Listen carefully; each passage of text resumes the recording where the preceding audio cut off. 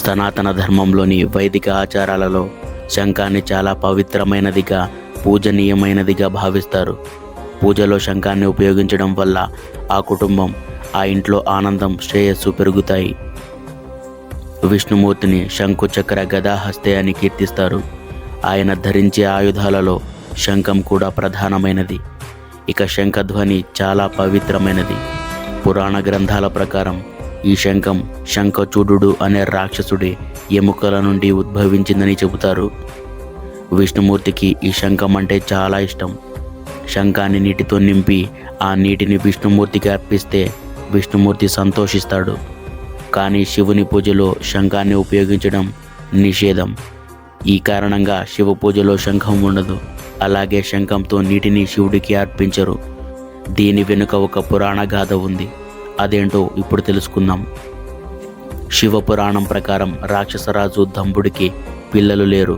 సంతానం కలగాలనే కోరికతో ఆయన విష్ణువు కోసం ఘోరమైన తపస్సు చేశాడు. అతని తపస్సును సంతోషించిన విష్ణువు వరం కోరుకోమని అడుగుతాడు. దంభుడు చాలా శక్తివంతమైన కొడుకు కావాలని కోరుకుంటాడు. అతడు అడిగినట్టే విష్ణువు వరాన్ని ఇచ్చాడు. దంభుడికి ఒక కుమారుడు జన్మించగా అతనికి శంఖచూడుడు అనే పేరు పెట్టాడు. శంఖచూడుడు చిన్నవాడైనప్పటికీ బ్రహ్మదేవుని ప్రసన్నం చేసుకోవడానికి తీవ్రమైన తపస్సు చేశాడు.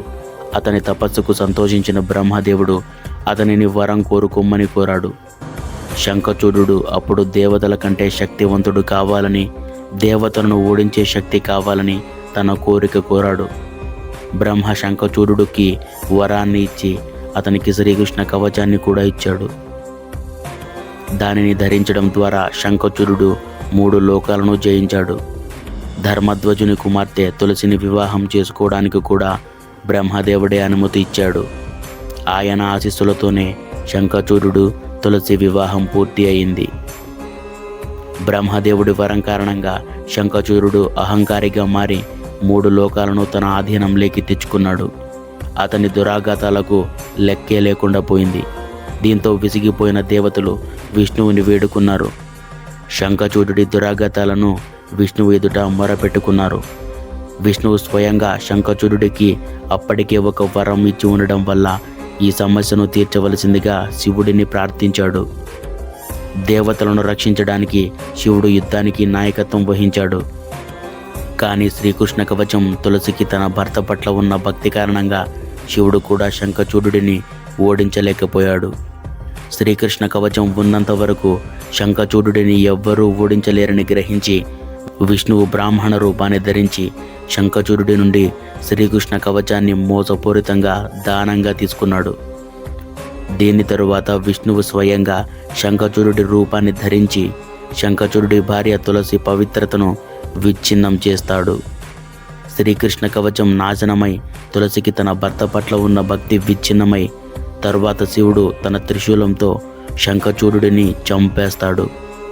అతను చంపబడిన తరువాత అతని ఎముకల నుండి ఒక శంఖం బయటపడింది.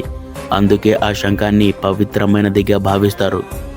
కానీ శంఖం నుండి నీటిని శివుడికి సమర్పించడం నిషేధం. నేరుగా శివుడే శంఖచూడుడిని వధించిన కారణంగా శివుడి పూజలో శంఖం ఉండదు.